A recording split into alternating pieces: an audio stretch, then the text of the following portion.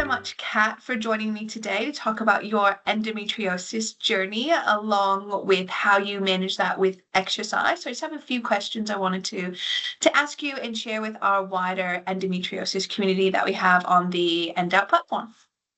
Yes, thank you for having me. It's really nice to be part of this. Amazing. So why don't you start with just telling me your journey in being diagnosed with endometriosis? Yeah. So my journey with endometriosis started when I was about 16 years old over the Christmas break, just as I was entering year 11. So that's already scary as it is. And then it, so with all the scariness of entering year 11 and the happiness with Christmas, my mum thought it was best to seek professional help and extra assistance in managing those time of the month. So my journey wasn't so straightforward and it was quite scary from one month being super manageable and then to the next month not wanting to get out of bed at 16 years old. So it was quite scary. I went to see a gynecologist who was super welcoming and reassuring, and straight away she knew why suddenly I started suffering so much pain at the time of the month and said, you will need surgery to assist with cleaning out and managing your pain.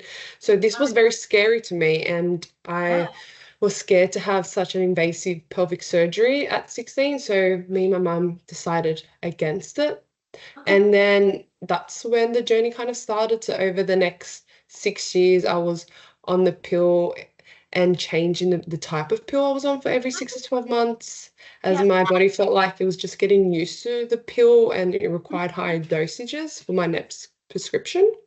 It Okay. got into the point where the pain was just so unbearable that my body couldn't take it anymore and decided to shut down. And one time I fainted at a family event Oh my gosh. and was a bit embarrassing, but everyone was really good. Their first aid was on point.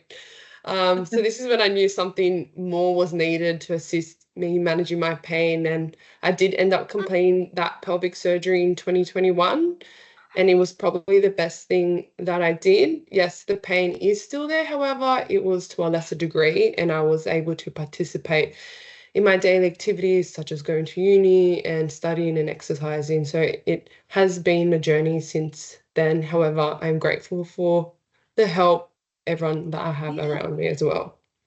Amazing. No, it sounds like you have a really good support structure, which is super helpful in managing it. And it's always a concern when you go to the OB/GYN or you go to the doctor and they really dismiss your symptoms. It sounds like they were really happy to help and were really open to getting you the treatment you needed. Yeah, of course. She has been managing my symptoms for endometriosis over the last 9 years, and it was really good that she listened to me and decided and was happy for me to wait and do the other route of treatment rather than just the surgery straight away. So I have been on the pill for the last 12 months as I felt like I have been off, sorry, for the pill for the last 12 months as I felt like I needed to restore my body. But it was good for all the doctors that I've been to really listen to me and hear what I wanted to do with my journey. So it was nice to have Yeah, that support.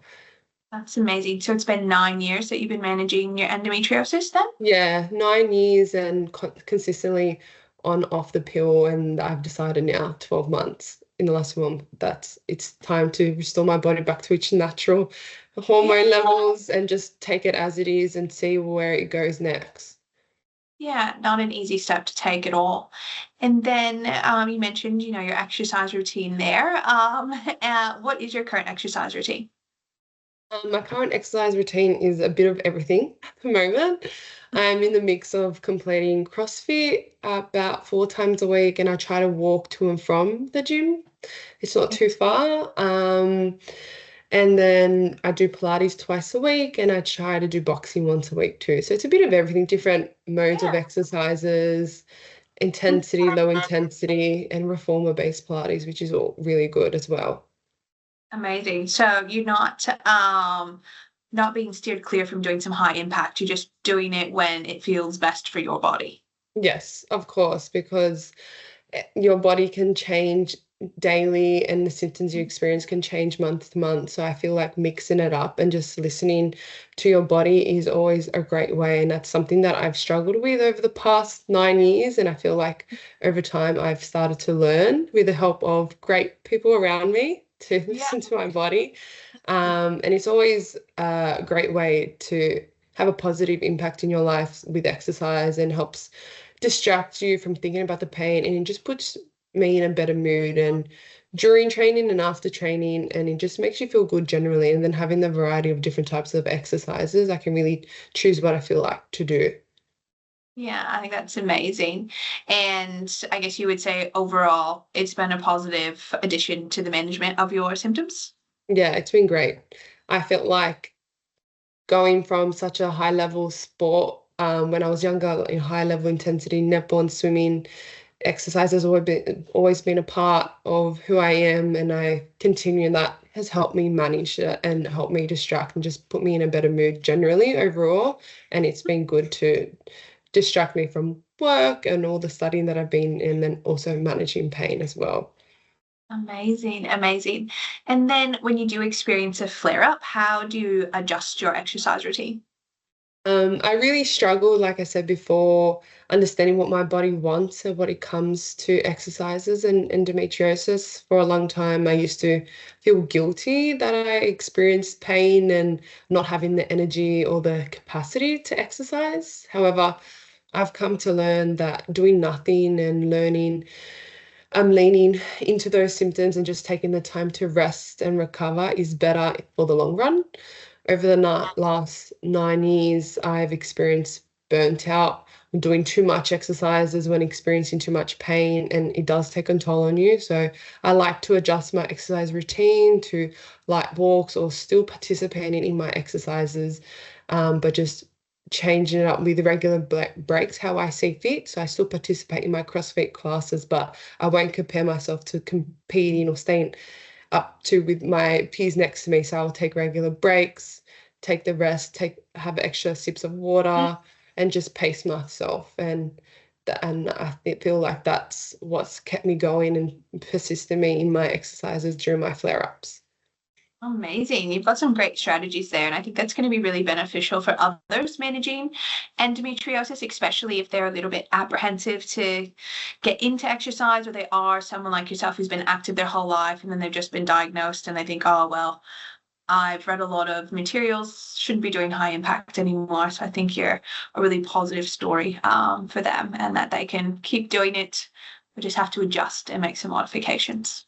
Yes, I agree. There's lots of information out there, especially with Instagram now, a lot of fitness influencers, but I feel like you just need to listen to yourself and see where your body is. And if you need that rest, you need the rest. And you can always go back. The gym will always be there. And it's better to rest now and recover so you can go back and hit it again. Beautiful. Well, thank you so much for your time today, Kat. I know everyone's Thank you going to for having really me. enjoy listening to this. And yeah, if anyone has any questions for Kat or wants to ask myself any questions, then please head over to the End Out platform. Thank you. Thank you.